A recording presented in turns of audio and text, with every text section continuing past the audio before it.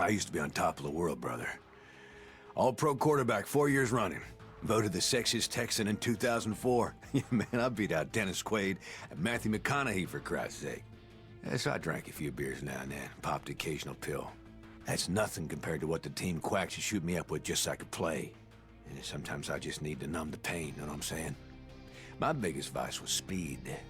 No, not meth, buddy, adrenaline. I blew every penny I had on the fastest cars I could find. Just so you know, I'm a damn good driver. If that asshole I was street racing hadn't sideswiped me, I never would have crashed.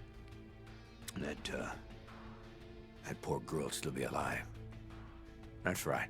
That's right, it's his goddamn fault I shattered my leg in 6 goddamn places. So I had a few drinks in me, so what the fuck? I drive drunk better than I do sober anyway. Of course, couldn't play worth shit after that. After I got out of jail, they canned my ass, said I violated the morals clause in my goddamn contract. Ended up playing semi-pro in fucking Canada. But I'm still a name. Oh yeah, I'm still a celebrity. That's why they wanted me to promote their blood drive here. That's why they fucking flew me, first class, halfway around the goddamn world. Because my name still means something. Logan Carter is no goddamn douchebag.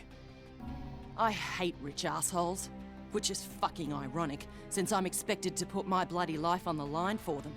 That's what they pay me for, this pricey hotel here. To be a bodyguard for the rich and famous fuckwits who come to Banoi to blow their money. I used to be a cop, a bloody good one. A vice detective in Sydney. You know how many female half-Aborigine detectives there were before me? None. You think it was easy? Suffering the abuse of my so-called colleagues. Half of them hated me because I was a girl, and the other half didn't like the fact that my mum was a Koori. So I came up the hard way. I busted my ass. It took me 12 years to make detective, and that still wasn't enough. It's an old boys' club, you know? The whole justice system is a fucking joke. Teenage drug addicts get put away forever, and old white wankers who steal fucking millions get away scot-free. One rich bugger I investigated was clearly molesting his 14-year-old daughter. But he had too much pull with the politicians, so I couldn't touch him. After the girl killed herself, I confronted him, but he just laughed at me. He pulled out a pistol and told me he could blow my bleeding head off and no one would care. Because I was nothing. A nobody. An abo bitch. So I fucking took his gun away and shot the bastard. It was self-defense, but I still got sacked. 12 bloody years down the drain. Worst part is, I didn't even kill the son of a bitch. I just gelded him. One day, I'm gonna have to go back and finish the job. My father was a very great man, a chief inspector for the Hong Kong police. Even though he died when I was 10, I remember him very well. He was killed by an enforcer for the Wo-Shing-Wo triad, and I told myself then that I would follow in his footsteps and honor his memory. He taught me martial arts, and I continued to practice after he was gone. After finishing at the top of my university class, I joined the Hong Kong police and was chosen as part of the first all-female anti-organized crime squad. I worked hard.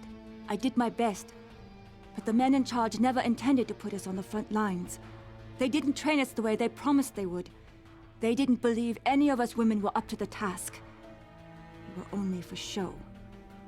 Instead, my superiors sent me here, to this resort, to this front desk, to be an informer, to spy on wealthy Westerners. My father would not be proud of me. This work dishonors his memory. But I will do as they ask, for I am a patriot. But I know I am capable of much, much more.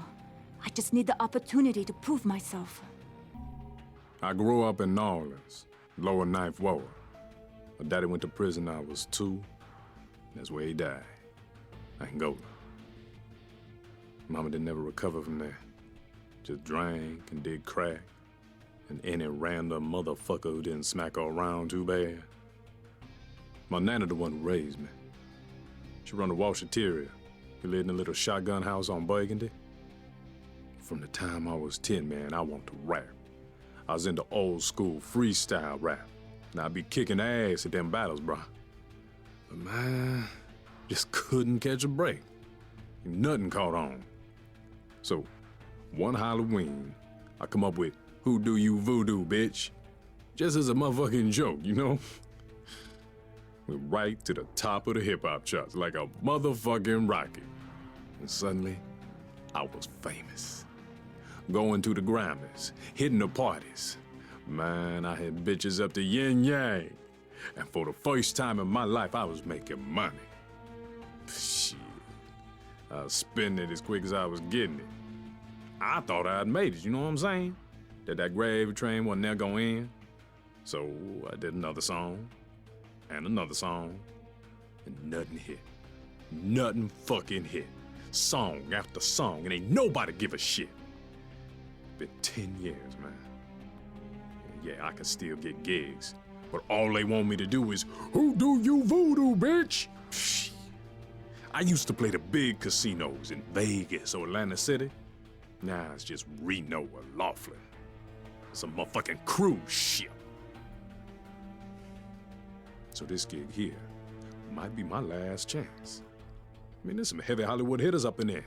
If I could notice, yeah, I could be right back up on top there. You know what I'm saying?